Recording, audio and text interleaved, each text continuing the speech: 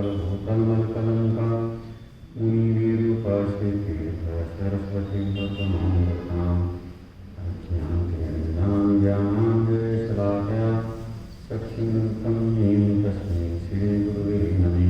परमगुरुवे नमः। परमपराचार्य गुरुवे नमः।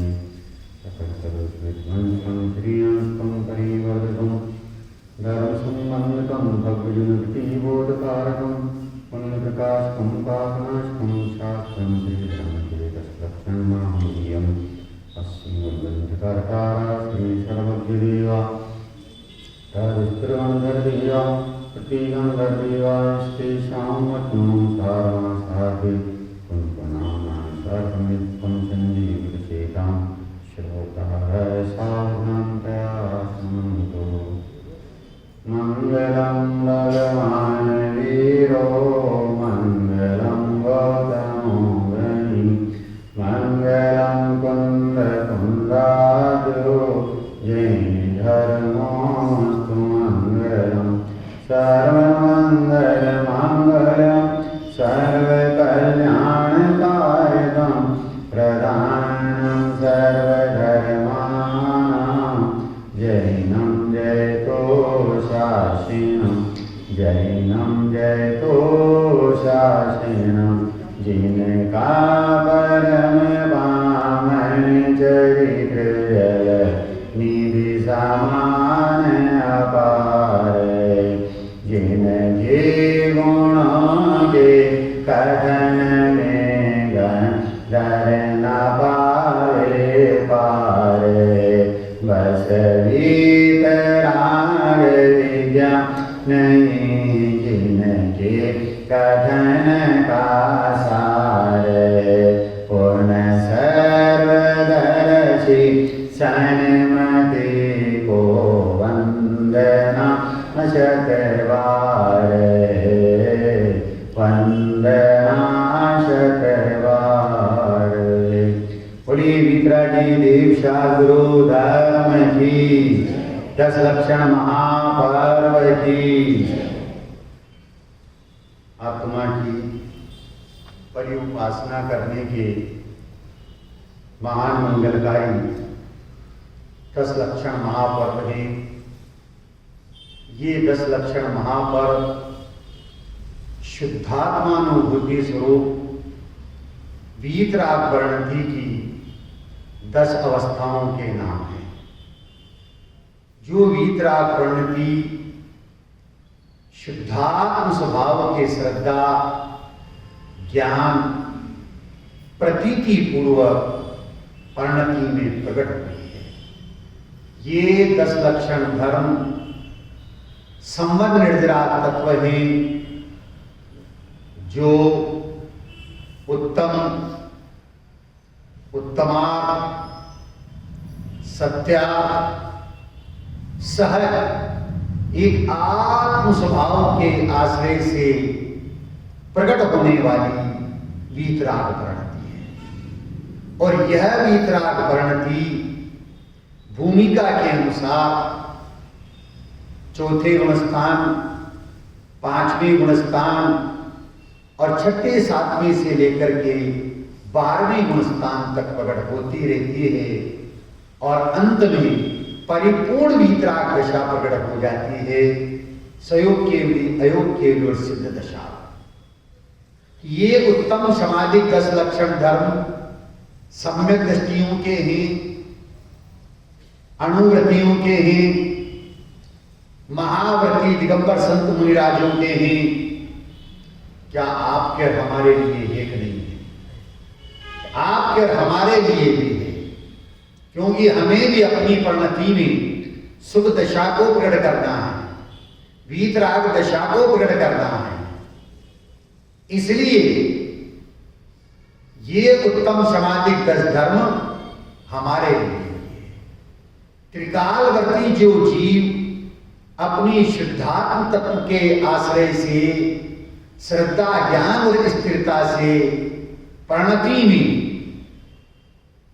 जो शुद्ध परिणति को प्रकट कर लेता है, उत्तम सामाजिक 10 धर्मों को प्रकट कर लेता है, वह जीव सुखी हो जाता है, सुख को प्राप्त कर लेता है और उसकी परिणति में रत्नत्रय और मोक्ष मार्ग का प्रारंभ हो जाता है। तो यहां आचार्य देव इन 10 लक्षण धर्मों के स्वरूप का विवेचन करते हुए ये सिद्ध कर रहे हैं कि ये 10 धर्म चारित्र गुण की निर्मल पर्याय है। ये 10 धर्म चारित्र गुण की निर्मल पर्याय हैं और ये निर्मल पर्याय आत्मा की श्रद्धा ज्ञान प्रतीति पूर्वक ही प्रकट होती है।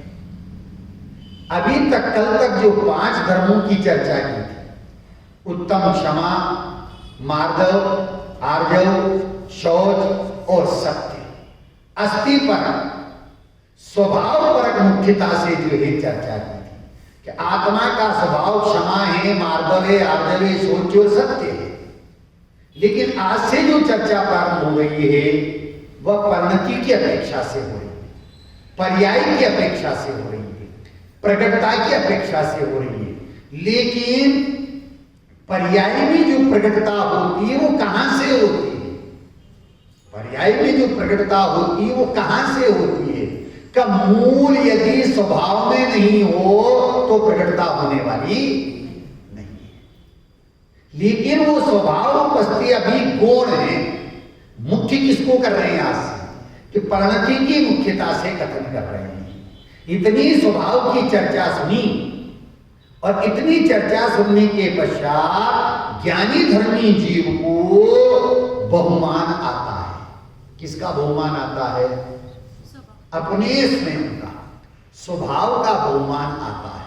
और स्वभाव का बहुमान आता है तो उस स्वभाव का लक्ष्य करता है।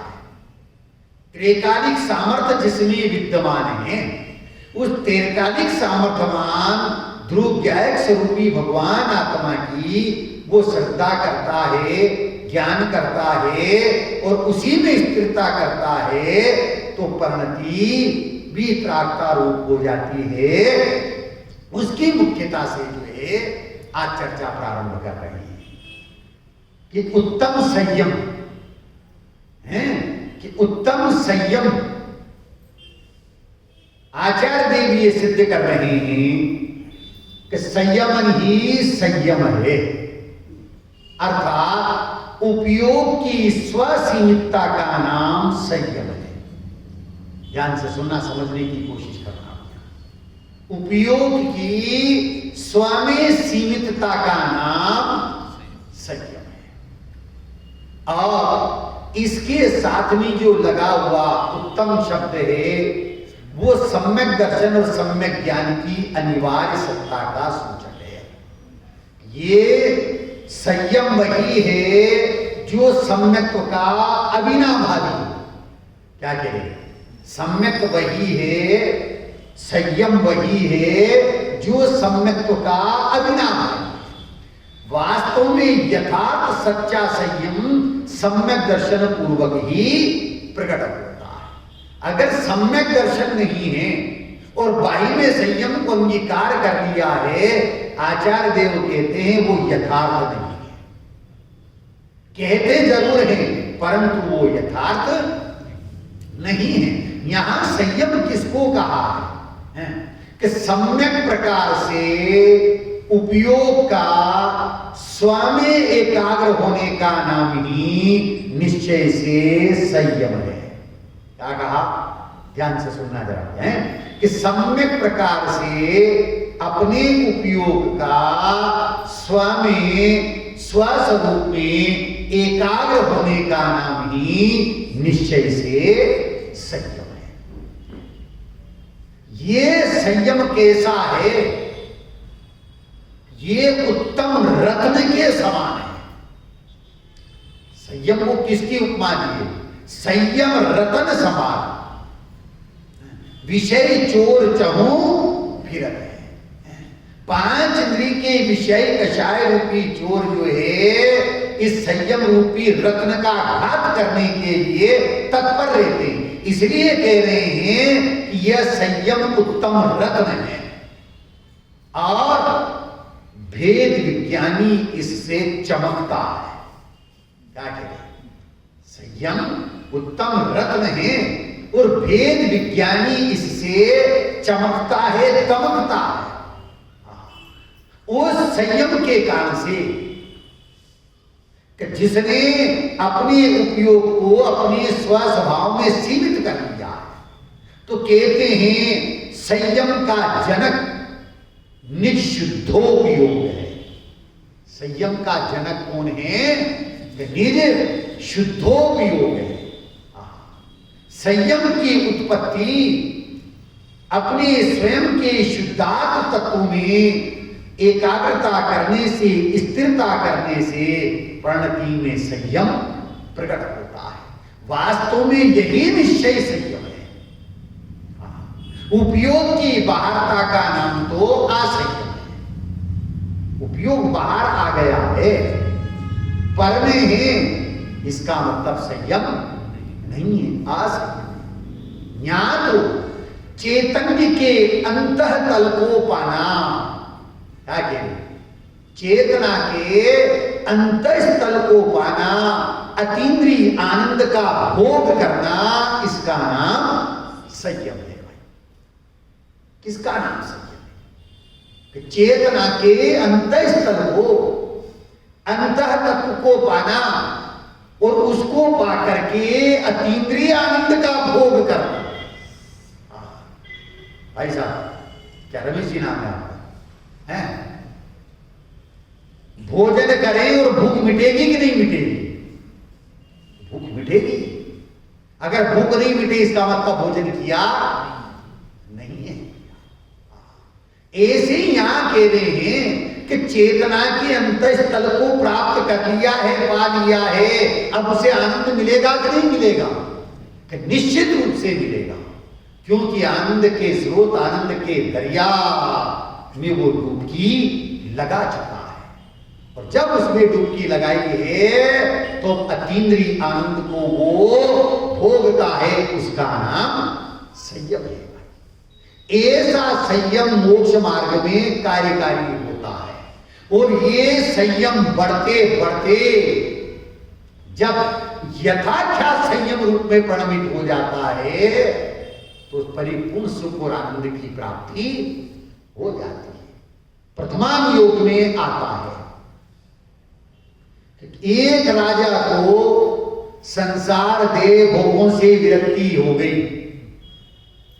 विरक्ति हो गई, उसने राजपाट आदि सबको छोड़ करके, स्त्री पुत्र कुटुंब परिवार आदि सभी को छोड़ करके जिनेश्वरी दीक्षा अंगीकार कर ली। जिनेश्वरी दीक्षा अंगीकार कर ली और जिनेश्वरी दीक्षा अंगीकार करके निर्वस्त्र होकर के, पीछी कमंडल साथ में हैं और वन जंगल में विराजमान। अब तीर्थंकर परमात्मा का समोषण लग रहा था। महासमोषण में प्रश्न पूछा गया कि प्रभु, वो दिगंबर संत मुनिराज हैं, वो अभी कहां है? प्रश्न पूछा गया, शंका की गई कि वो दिगंबर संत मुनिराज कहां है। उस प्रश्न पूछने से पहले एक घटना हुई कि वो दिगंबर संत मुनिराज वन जंगल में हैं और उधर उनके राज्य के ऊपर पड़ोसी राजा ने चढ़ाई कर दी, आक्रमण कर दिया। अब राहगीर उधर से निकला, उन मुनिराज को देख करके कहता है, अरे ये तो यहां आकर के बैठ गए हैं और इनके राज्य के ऊपर तो पड़ोसी राजा ने आक्रमण कर दिया है, चढ़ाई कर दी है। ये शब्द उनके कान में पड़ जाते हैं और पढ़ने पर वो विचार करते हैं, कहो मेरा इतना बड़ा विशाल साम्राज्य, इतनी वीर योद्धा सेनाएं, वीर पुरुष हैं और मेरे राज्य के ऊपर पड़ोसी राजा आक्रमण करके जीत ले, यह संभव नहीं हो सकता है। अब वो प्रश्न पूछा गया समोषण में कि प्रभु वो मुनिराज कहां हैं? तो दिव्य ध्वनि में आया तो वो मुनिराज अभी नरक में है। ध्यान से सुनना, समझने की कोशिश करना है कि वो मुनिराज अभी कहां है कि नरक में है। वो तो वन जंगल में बैठे हुए हैं, नरक में क्यों आए, नरक में क्यों कहा, क्या कारण है? अरे उनके परिणाम अशुभ रूप चल रहे थे, उन अशुभ रूप परिणामों के कारण से दिव्य ध्वनि में ये आया कि वो अभी नरक में है। मुनिराज की भूमिका में अशुभोपयोग तो होता ही नहीं है, या तो शुभोपयोग है या शुद्धोपयोग है, दो ही है केवल। लेकिन उनकी परिणति में अशुभोपयोग आ गया था, इसलिए दिव्य ध्वनि में क्या आया कि अभी वो नरक में है।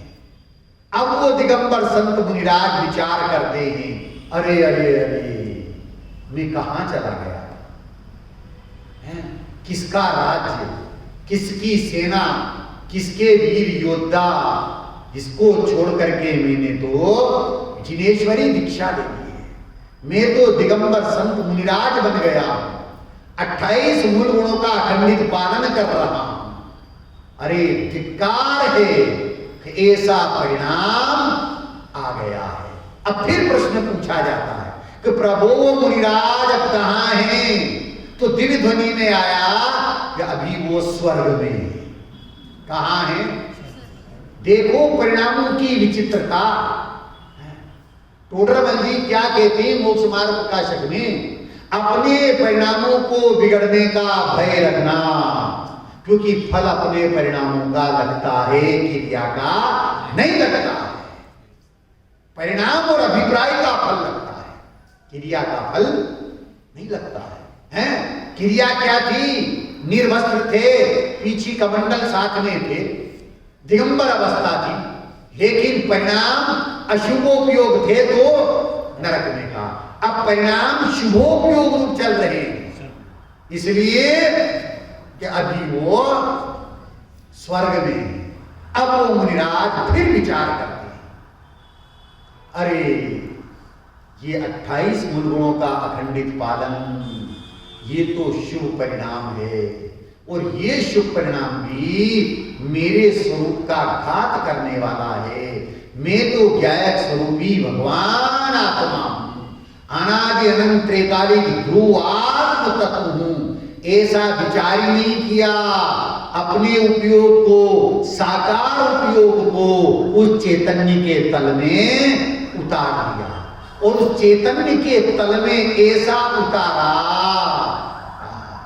कि उस चेतना की केली से निध्रुव के धाम को मनोरंजित किया।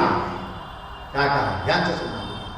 वो चेतना की केली से निध्रुवनाथ को मनोरंजित करते हुए अपने उपयोग को ऐसा एकाग्र किया है कि अंतर मुहूर्त के लिए भी उपयोग बाहर नहीं आया, अंतर मुहूर्त के बाद भी उपयोग बाहर नहीं आया।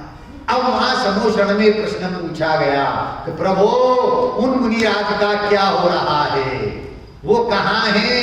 अरे हो नहीं रहा है, उनके तो ज्ञान कल्याण के बाजे बज रहे हैं।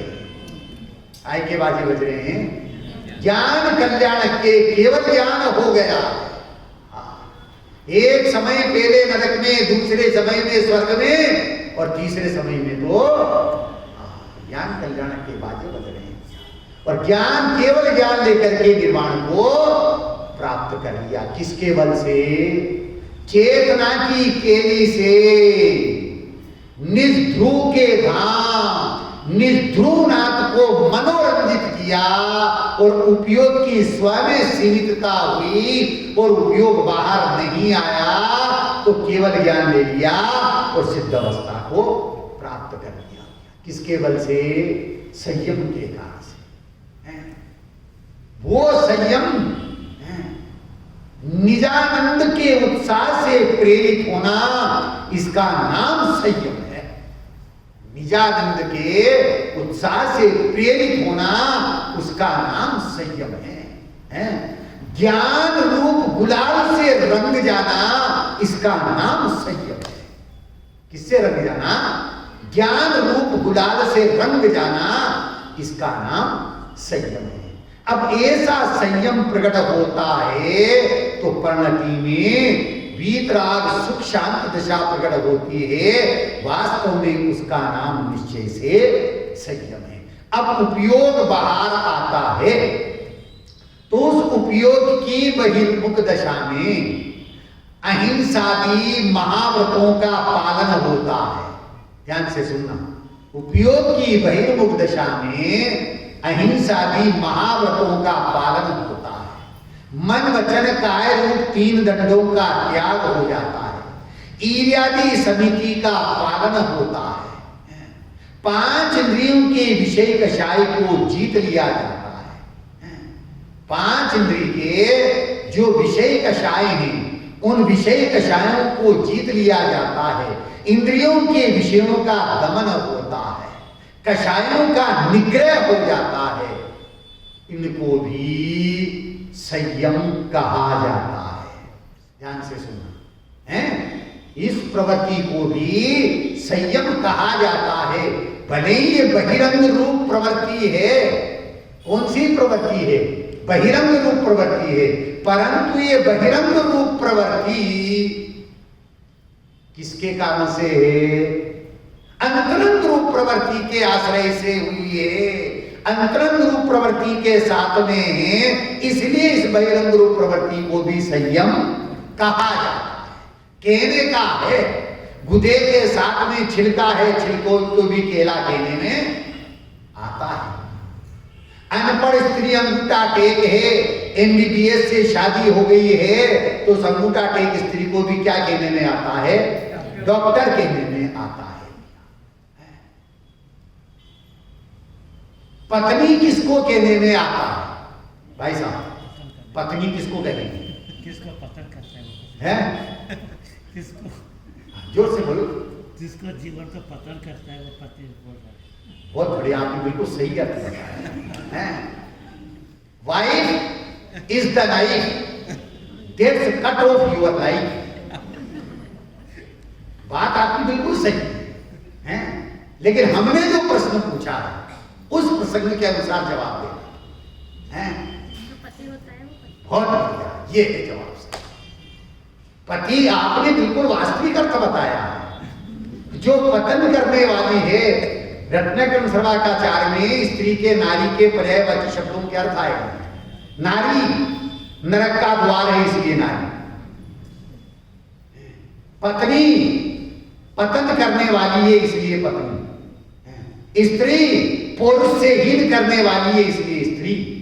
जब तक तुमको अच्छी लगती रहेगी वाइफ, पत्नी को क्या कहते हैं इंग्लिश में? वाइफ बोलते हैं। जब तक तुमको अच्छी लगती रहेगी वाइफ, आत्मघात करने को बनती रहेगी वो नाइफ। आत्मघात करने को वो बनती रहेगी नाइफ। हटा दृष्टि को नाइफ से परिणति को कर राइट तो निश्चित रूप से मिलेगी गति फाइव। कौन सी गति मिलेगी? पंचम गति मिलेगी। अब यहां पत्नी किसको कहा है आचार्य ने? अभी तक तो संयोग रूप पत्नी की चर्चा करें। पत्नी अर्थात अशुभ रूप पर्याय नहीं, शुभ रूप पर्याय नहीं। ये तो ध्रुव धाम की बाउंड्री से ही बाहर है। ये ध्रुव धाम में नहीं है, परंतु जो ध्रुव का आश्रय लेने वाली एक समय की निर्मल पर्याय है, उस निर्मल पर्याय को पत्नी कहा है। ध्यान से सुना डॉक्टर साहब, वो निर्मल पर्याय, यदि उस निर्मल पर्याय के ऊपर लक्ष्य चला गया और उसमें संतुष्ट हो गया तो वो पर्याय तेरे को पंचम गति से दूर रखेगी, स्वभाव से दूर रखेगी, क्यों? तू उसमें अटक गया है। इसलिए न्याय ये कह रहे हैं वो निर्मल परिणति भी ज्ञानियों के लिए आश्रय करने लायक नहीं है। यह जैन दर्शन में, जैन धर्म में गजब का वस्तु स्वरूप का विवेचन और खुलासा है। जो जैन धर्म के मर्म को समझ जाए वो निहाल हो जाता है, उसे कुछ करने के लिए बाकी रहता नहीं है। तो यहां पूरी चर्चा चल रही है कि बाही में महाव्रत, 5 समिति हैं, 5 इंद्रिय विजय, कषायों का निग्रह आदि रूप जो प्रवृत्ति होती है, इस प्रवृत्ति को भी व्यवहार से, उपचार से बहिरंग संयम कहा जाता है। पर कब कहा जाता है? कि जब अंतरंग का संयम हो तब कहा जाता है। और यदि अंतरंग का संयम नहीं है और बाहर का संयम अंगीकार कर लिया है, तो बहिरंग का संयम संसार को बढ़ाने वाला होता है। क्या कहते हैं? किसको बढ़ाने वाला होता है? संसार को बढ़ाने वाला होता है। तो अब आपकी शंका खड़ी हो जाए, प्रश्न खड़ा हो अंतर में, तो क्या महाव्रत, 5 समिति हैं, 3 गुप्ती, इंद्रिय विजय, कषायों का निग्रह, ये नहीं करना चाहिए? हैं? करना ही चाहिए। कब होते हैं? ये करना चाहिए, इसमें कर्तृत्व बने का अहंकार गर्भित है और होना चाहिए, होते हैं। मैं आपसे प्रश्न पूछ रहा हूं, आप सभी से छोटा सा प्रश्न है कि शादी किसका नाम है? शादी किसका नाम है? या शादीशुदा बैठे हैं अधिकतर हैं? शादी किसका नाम है? हाँ, बहुत बढ़िया, बिल्कुल सही जवाब है, बिल्कुल सही जवाब आया। हाँ, लड़का और लड़की की स्वीकृति का नाम शादी है। अब बैंड बाजे बजने का नाम शादी है कि नहीं है? हैं? बारात लेने का, जाने का नाम शादी है कि नहीं है? स्वामी वात्सल्य भोजन कराने का नाम शादी है कि नहीं है? महिलाएं नाचती गाती, उसका नाम शादी है कि नहीं है? पतासे बांटने का नाम शादी है कि नहीं है? पर कब है? बहुत बढ़िया, ये जब लड़का लड़की की स्वीकृति है, वो तैयार हैं, तो इन सब के ऊपर भी आरोप आ जाता है कि इनका नाम भी शादी है। और यदि लड़का लड़की नहीं हो और ये सारे काम हो, तो शादी होगी कि नहीं होगी? नहीं होगी। ऐसे ही यहां ये सिद्ध कर रहे हैं, अंतरंग के संयम पूर्वक, उपयोग की स्वसीमितता पूर्वक, साकार उपयोग के त्रिकाली ध्रुव भगवान आत्मा में स्थिरता होती है और वो स्थिरता बढ़ती है, तो बाही में संसार के भोगों से विरक्ति आ जाती है, अंतर में मग्नता होती है, तो बाहर में नग्नता आ जाती है। अब 5 महाव्रत हैं, 5 समितियां हैं, इंद्रिय विजय है, 28 मूल गुणाती पलते हैं। क्या होता है? पलते हैं। तो इसको भी उपचार से, व्यवहार से संयम कहा जाता है। पर कब कहा जाता है? जब निश्चय संयम हो आता है।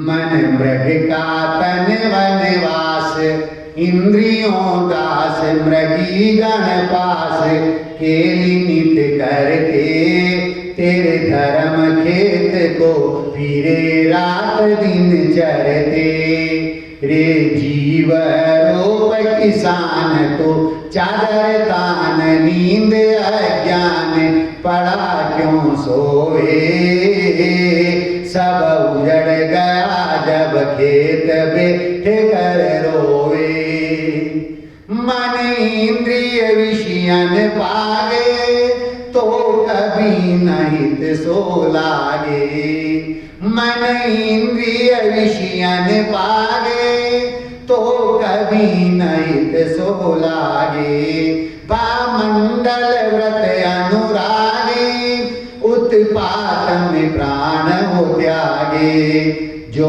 मन इंद्रिय को जीत जगत भयभीत, जो संयम प्रीति कर ग्रह शिक्षा से थावर रक्षा, करो धार की दीक्षा। जो मन इंद्रिय को जीत जगत भयभीत, जो संयम प्रीति करो गृह शिक्षा। त्रस थावर रक्षा करो धार की दीक्षा। मुनि मन इंद्रिय निरोध, जो संयम शोध धरे चित बोध।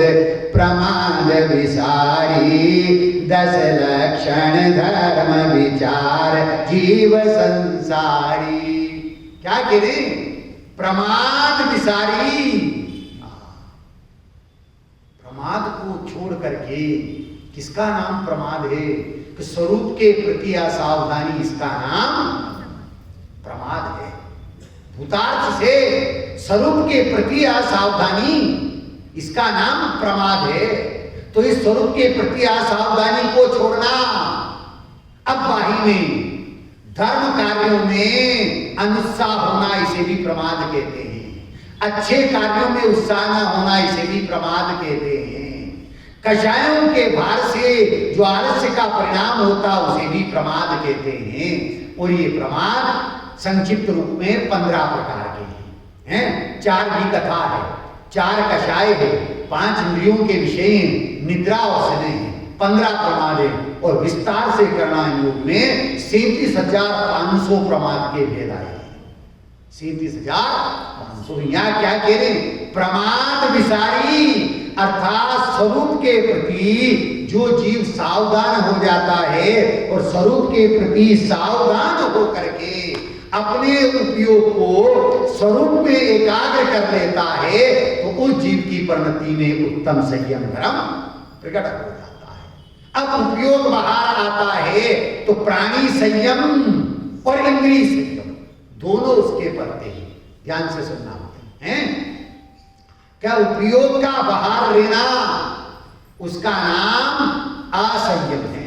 पर उस उपयोग की बहिर्मुख दशा में भी प्राणी संयम है और इंद्रिय संयम।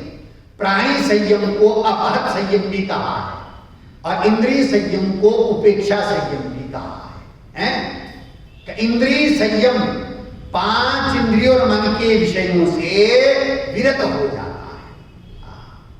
प्राणी संयम 5 स्थावर और मन की जो प्रवृत्ति है उससे विरक्ति हो जाती है। उसको भी बाह्य से जो है संयम कहा जाता है। परंतु ये बहिरंग संयम है, कार्यकारी। मोक्ष मार्ग में कार्यकारी कौन सा संयम होता है? कि मोक्ष मार्ग में कार्यकारी तो निश्चय संयम, अंतरंग संयम होता है। उसके कारण से मोक्ष मार्ग है। परिणति जब बाहर आती है तो बहिरंग संयम भी पलता है। परंतु वो बहिरंग संयम शुभोपयोग रूप है, आश्रव बंध रूप है, संसार का कारण है। और निश्चय संयम है, अंतरंग संयम है, वो संबर निर्जरा रूप है, संसार के अभाव का कारण है और साक्षात मुक्ति का कारण है। ऐसा उत्तम संयम सम्यक दर्शन पूर्वक जब आत्मा की परिणति में प्रकट होता है तो उससे मोक्ष मार्ग बनता है। ध्यान से सुनना, समझने की कोशिश करना है। भेष बदलने से परिणाम नहीं बदलते। क्या कहा? भेष बदलने से परिणाम नहीं बदलते और परिणाम बदलते हैं तो भेष आए बिना रहता। प्रथमानियोग का उदाहरण अपने सामने दिया। क्या कहते हैं प्रथमानियोग? हैं कि डॉक्टर का भेष धारण करने से डॉक्टर बन जाएंगे, वकील का भेष धारण करने से वकील बन जाएंगे, धोती कुर्ता पहन ले, टोपी लगा ले, पंडित बन जाएंगे। ब्रह्मचारी का भेष धारण करने से ब्रह्मचारी हो जाएंगे और नग्न दिगंबर होने से मुनि अवस्था हो जाएगी। नागा साधु भी नग्न रहते हैं। आपके उज्जैन में तो बहुत आते हैं सिंहस्थ में, हैं? क्या वो मुनिराज हैं? नहीं है। परिणाम नहीं बदले हैं, भेष बदल गया है, लेकिन भेष बदलने से परिणाम नहीं बदलते हैं। और परिणाम बदलते हैं तो भेष प्रकट हुए बिना रहता। ब्रह्म गुलाल कौन था? बहरूपिया था। ब्रह्म गुलाल कौन था? बहरूपिया था। ब्रह्म गुलाल चरित्र पढ़ो आपको आता है। ब्रह्म गुलाल बहरूपिया था, स्वांग बना करके लाता था और उसके स्वांगों को देख करके लोग आश्चर्यचकित हो जाते थे। वास्तव में ये तो बिल्कुल असली जैसा है। लेकिन ज्ञानी कहते हैं बार बार जो बदलता है वो स्वांग होता है और जो नहीं बदलता है वो स्वभाव होता है। बार बार बदलता है वो स्वांग होता है और जो नहीं बदलता है वो स्वभाव होता है। ज्ञानी ये कहते हैं, जो संयोगों को ग्रहण करता है, जो संयोगों को ग्रहण करता है, संयोगों को मांगता है, वो भिखारी होता है और जो स्वभाव को ग्रहण करता है वो भगवान होता है। किसको ग्रहण करना है? स्वभाव। संयोग हमारे अधीन नहीं है, संयोग उदयाधीन है। जो संयोगों को ग्रहण करता है वो भिखारी होता है और जो स्वभाव को ग्रहण करता है वो भगवान होता है। ज्ञानी कहते हैं असंयमित जीवन बिना ब्रेक की गाड़ी है। डॉक्टर साहब, असंयमित जीवन बिना ब्रेक की गाड़ी है। और बिना ब्रेक की गाड़ी होती है तो क्या होता है बेटा? एक्सीडेंट होता है। असंयमित जीवन यदि है तो 4 गति 84 लाख योनियों में भ्रमण करते रहेंगे, एक्सीडेंट होता रहेगा। राजा श्रेणिक ने भगवान महावीर स्वामी से समोषण में 60,000 प्रश्न पूछे थे। कितने प्रश्न पूछे थे? अर्थात 60,000 शंकाएं उत्पन्न हुई थी और उनका निराकरण हुआ। एक प्रश्न ये था, प्रभु मुझे संयम अंगीकार करने का परिणाम क्यों नहीं आ रहा है? मुझे संयम को अंगीकार करने का परिणाम क्यों नहीं आ रहा है? दिव्य ध्वनि में क्या आया था कि जिसको नरक में जाना हो उसे संयम का परिणाम नहीं आ सकता। क्यों? कोने नरक गति का बंद चुका था। यहां क्या कह रहे हैं? स्वांग बदलने से, भेष बदलने से परिणाम नहीं बदलते, और परिणाम जब बदलते हैं तो भेष प्रकट हुए बिना रहता नहीं। ब्रह्म गुलाल बहरूपिया स्वांग करके लाता था, नगरी में आया, बेल का स्वांग करके लाया, इतना हष्टपुष्ट दहाड़ करके चल रहा है। किसी पारखी ने कंकल फेंक करके परीक्षा करी, सारे बदन को हिला दिया। लोगों ने कहा वास्तव में असली स्वांग लेकर के आया। ये खबर राजा तक पहुंची और राजा ने ब्रह्म गुलाल बहरूपियों को बुलाया, कहा हम तुम्हारा स्वांग देखना चाहते हैं कि सिंह का स्वांग करके लाओ। जरूर, बिल्कुल लाओ, लेकिन है क्या? वो तो आखिरी का भी वो चर्चा रही है। हाँ, कि सिंह का स्वांग करके लाना जरूर लाऊंगा, लेकिन किसी की विराधना हो जाए तो सजा मत देना। किसी की विराधना हो जाए तो सजा मत देना, इस शर्त पे ला सकता हूं। राजा ने परमिशन दे दी। अगले दिन जो है नगरी में भयंकर सिंह का स्वांग नहीं मानो असली शेर, वो दहाड़ मारता हुआ नगरी में घुस रहा है। लोग डर करके घरों में घुस रहे हैं और वो सिंह जो है दहाड़ मार करके नगरी में घूमता हुआ राज दरबार में पहुंच गया और दहाड़ मारी तो लोग डर गए। अब राजा के पास से निकला वो सिंह। राजा ने कहा अभी कमी है, बस इतना सुनते ही सिंह का पुरुष जागृत हुआ और पास में राजकुमार बैठा हुआ था, एक थपाड़ा लगाया, राजकुमार के प्राण पखेरु उड़ गए। लेकिन राजा ने तो परमिशन दे दी थी, अब सजा देने का नहीं। सिंह चला गया, राजा बड़ा परेशान दुखी, विचार करके और ये निर्णय किया कि नहीं, एक स्वांग और मंगाना चाहिए उससे। और वो स्वांग किसका मंगाया? जो आप कह रहे थे। ब्रह्म गुलाल भैरवियों को बुलाया, तुम्हें दिगंबर संत मुनिराज का स्वांग करके आना है। ब्रह्म गुलाल ने कहा, राजन इसके लिए 6 माह की मोहल्लत देना पड़ेगी। बिल्कुल दिए 6 माह की मोहल्लत। घर गया, पत्नी से, बच्चों से, माता पिता से कहा, अब इस घर में हमारा केवल 6 महीने का ही रहने का समय है, इससे अधिक समय हम नहीं रहेंगे। सब हंसी उड़ाते हैं, बेरुपये हो, स्वांग करके जाओगे, कल फिर आ जाओगे। नहीं, ये स्वांग नहीं है, स्वभाव के आश्रय से जो परिणाम प्रकट होता है वो स्वभाव का अंश है। 6 महीने तक जिन मंदिर में अभ्यास किया, जिनवाणी का स्वाध्याय किया, ज्ञान स्वरूपी भगवान आत्मा की ऐसी रुचि जागृत हुई तो 6 महीने के पश्चात ज्ञान स्वरूपी भगवान आत्मा की श्रद्धा, ज्ञान, प्रतीति से और अंतर्लीनता से बाहर में नग्नता आ गई। निस्वस्त्र होकर के, पीछी कमंडल लेकर के जब नगरी से निकले, नगरी में तो नगरी के लोग इकट्ठे हुए, जय जयकार करने लगे, दिगंबर संत मुनिराज की।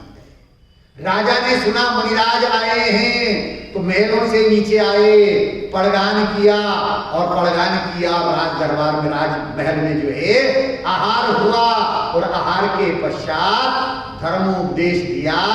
और राजा ने कहा, वास्तव में आपका ये भेष सच्चा है, आपका ये भेष सच्चा है। वो ब्रह्म गुलाल मुनिराज कहते हैं, भेष सच्चा नहीं है, स्वभाव सच्चा है। भेष सच्चा नहीं है, जो बार बार बदलता है वो भेष होता है, और जो नहीं बदलता है वो स्वभाव होता है। परंतु ये अंतिम भेष है जो स्वभाव के आश्रय से हुआ है। परिणाम बदलते हैं तो भेष बदल जाता है, भेष बदलने से परिणाम नहीं बदलते हैं। परिणाम बदले तो वाही में भेष ऐसा हो गया। अब माता पिता ने, पत्नी ने, बच्चों ने कहा, घर को लौट चलो। अब ब्रह्म गुलाल मुनिराज कहते हैं, अब हम निज घर की ओर जा रहे हैं। अभी तक हम पर घर में थे, अब तो हमारी प्रणति निज घर में रहेगी। और उस निज घर में रह करके उन्होंने अपना कल्याण कर लिया है। इसलिए ज्ञानी कहते हैं, भेष बदलने से परिणाम नहीं बदलते, और परिणाम बदलते हैं तो भेष प्रकट हुए बिना रहता नहीं। यहाँ ज्ञान राज की सभा में अनंत ज्ञानादि गुणों की उपस्थिति है। ज्ञान राजा की सभा में अनंत गुणों की सभा भरी हुई है, जिसकी दृष्टि संयम सुंदरी को रत्न त्रयी की माला से वर्ण करने वाले चैतन्य राज के ऊपर पड़ी हुई है। क्या कहा?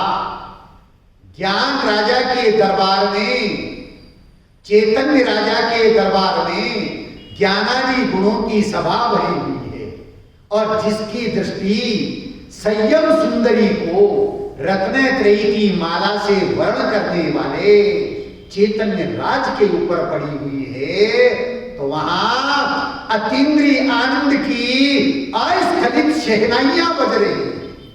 डॉक्टर साहब, किसकी शहनाइयां बज रही है?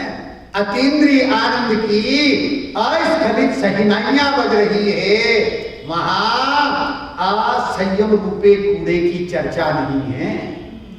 वहां असंयम रूपी कूड़े की चर्चा नहीं है। मानो अपने सिद्धत्व से मिलन हो रहा है, मानो अपने सिद्धत्व से जो है मिलन हो रहा है।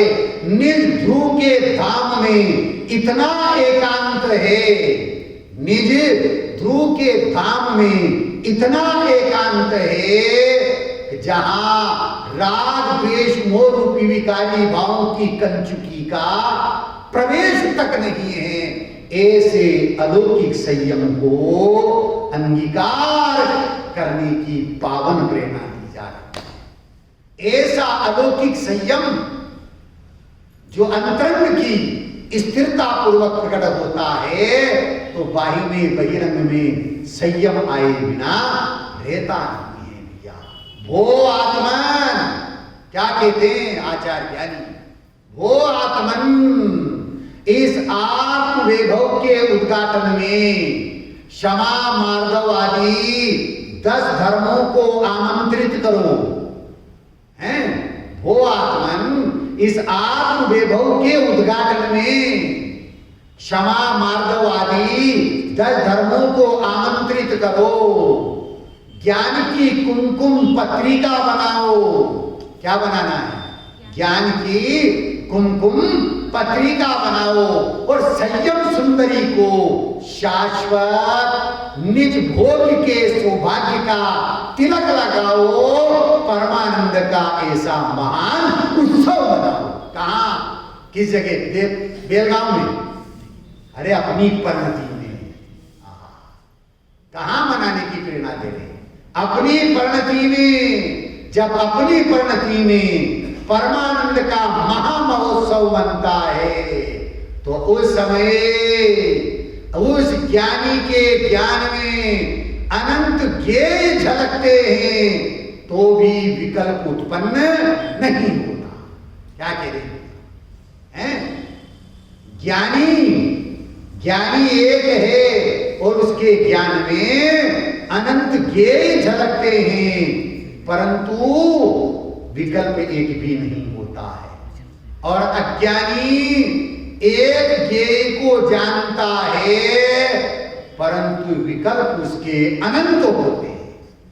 यहां किसकी चर्चा है भाई? ज्ञानियों की चर्चा है। यहां ऐसे उत्तम संयम धर्म पर हम अपने अंतरंग संयम की पावन प्रेरणा लेकर के अपने उपयोग को जो है स्वयं सीमित करें। और जब उपयोग स्वयं सीमित होगा, उसका नाम उत्तम संयम धर्म है। उस उत्तम संयम निश्चय संयम की अवस्था में ही बाकी में भी बहिरंग रूप संयम पलता है, तो उसको भी उपचार से संयम कहा जाता है। आप और हम जेल में, अभी प्रारंभ में मैंने चर्चा में किया था कि आज से बहिरंग परिणति की मुख्यता से कथन चल रहा है, लेकिन मुख्यता बहिरंग परिणति की है, लेकिन ध्रुव स्वभाव को गौण किया है, अस्थि को गौण किया है, अभाव नहीं किया। अरे भैया, उसके सद्भाव पूर्वक ही यथार्थ संयम होता है। जैनियों के बाही से चिन्ह क्या होते हैं? रमेश भाई, जैनियों के बाही से चिन्ह क्या होते हैं? Shut up. बहुत बढ़िया, बिल्कुल सही है आपका जवाब। लेकिन और अन्य जैनेतरी छठ अवशट को नहीं समझते हैं। रात्रि भोजन नहीं करना, पानी छान करके पीना, अभक्ष का सेवन नहीं करना, प्रतिदिन जिन मंदिर जाना, ये जैनी के बाही से चिन्ह है, बहिरंग के चिन्ह है। अगर ये जैनियों का कुलाचार है, ध्यान से सुनना, यदि बहिरंग रूप कुलाचार अगर नहीं है, तो आचार्य देव कहते हैं 3 काल में भी उत्तम संयम धर्म आपकी परिणति में प्रकट होने वाला नहीं है। मार्कंडेय पुराण डॉक्टर साहब, मार्कंडेय ऋषि ने लिखा है? मार्कंडेय पुराण मार्कंडेय ऋषि ने लिखा है? वो जैन नहीं थे। वो क्या कहते हैं कि रात्रि भोजन करना मांस भक्षण के समान है और रात्रि में पानी पीना लहू सेवन करने के समान है। एक जैनेतर ये बात कह रहे हैं।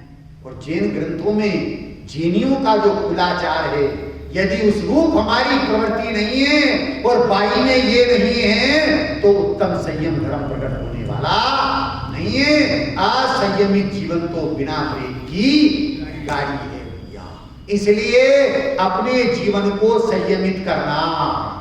क्या कह रहे हैं? बाही में ये कुलाचार रूप प्रवृत्ति होना और अपने उपयोग को सम्यक प्रकार से निस्वभाव में एकाग्र करने का प्रयास करना, निस्वरूप में निस्वभाव में उपयोग की एकाग्रता का नाम ही संयम है। और जिसको ऐसा निश्चय संयम होता है उसको बाही में बहिरंग रूप संयम हुए बिना रहता नहीं है, तो उपचार से उसको भी संयम कहा जाता है।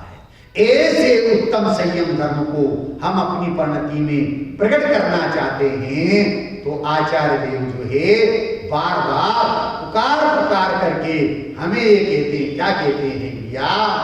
आत्मा अनुपम दिस राग द्वेष बीन माई, देखो भव्य जीव तुम निज में निहार के।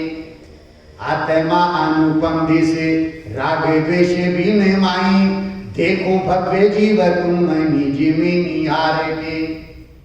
जैसो शिव खेत बसे तेसो ब्रह्म यहाँ लखे, तेसो शिव खेत बसे तेसो ब्रह्म यहाँ लखे। यहाँ वहाँ फेर नाई निज में निहार के। अरे जैसे गुण सिद्ध माई तैसे गुण ब्रह्म माई, अरे जैसे गुण सिद्ध माई तैसे गुण ब्रह्म माई। सिद्ध ब्रह्म फेर नाही निश्चय और धार रे, सिद्ध ब्रह्म फेर नाही निश्चय और धार रे। सिद्ध में और ब्रह्म में, ब्रह्म अर्थात ब्रह्म साधेति इति ब्राह्मणा, जो ब्रह्म की आत्म की आराधना करता है वो ब्राह्मण है भैया। उस ब्रह्म में सिद्ध में कोई अंतर नहीं है। ऐसे सिद्ध स्वरूपी ब्रह्म में उपयोग की एकाग्रता का नाम निश्चय से संयम है। और ऐसा संयम जिसको प्रकट होता है उसकी बाही में कैसी दशा होती है, ध्यान से सुनना। उपयोग की स्थिरता करते हो गया और शब्द को नहीं पकड़ना, शब्द के मर्म को, भाव को पकड़ने की कोशिश करना हो गया। एक योगी आसन बनावे, एक योगी आसन बनावे। तासु भगत पद निर्मल पावे, धर्म धुरा फहरावे। एक योगी आसन बनावे, एक योगी आसन बनावे। ज्ञान सुधार से जल भर लावे, चूला शील बनावे। कर्म काष्ठ को चुन चुन वारे, कर्म काष्ठ को चुन चुन वारे। ध्यान अग्नि प्रज्वलावे, एक योगी आसन बनावे, बनावे। एक योगी आसन बनावे। अनुभव भाजन निज गुण कंदुल, समरस शीर मिलावे। अनुभव भाजन निज गुण कंदुल, समरस शीर नीर मिलावे। सोम मीठ सुगंधित व्यंजन, सोम मीठ सुगंधित व्यंजन, समकित छोंके लगावे।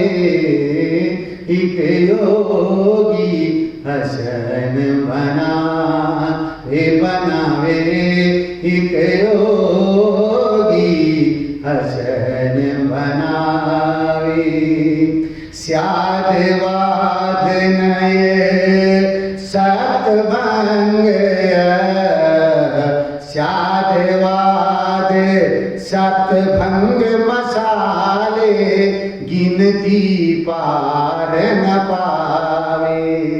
तदपि मुक्ति पद पंकज सेवे, नैनानंद शिर नावे। एक योगी हसन बनावे, एक योगी हसन बनावे। आप बनावे आप ही खावे, खावत नाही अगावे। आप बनावे आप ही खावे, खावत नाही अगावे। तदपि मुक्ति पद पंकज सेवे, नैनानंद शिर नावे। एक योगी हसन बनावे, एक योगी हसन बनावे, एक योगी हसन बनावे। सभी जीव ऐसे योगियों की दृष्टि का विषय जो ज्ञायक स्वरूपी भगवान आत्मा बनाए, उस ज्ञायक स्वरूपी भगवान आत्मा को अपनी दृष्टि का विषय बनाएं, श्रद्धा का श्रद्धेय बनाएं, ज्ञान का ये बनाएं, ध्यान का देह बनाएं, चारित्र की चर्या का विषय बना करके अपनी प्रणति में वितराग दशा को प्रकट करें, सुख दशा को प्रकट करें। इस मंगलमय भावना के साथ में अभी की बात को विराम देता हूँ। ओम शांति।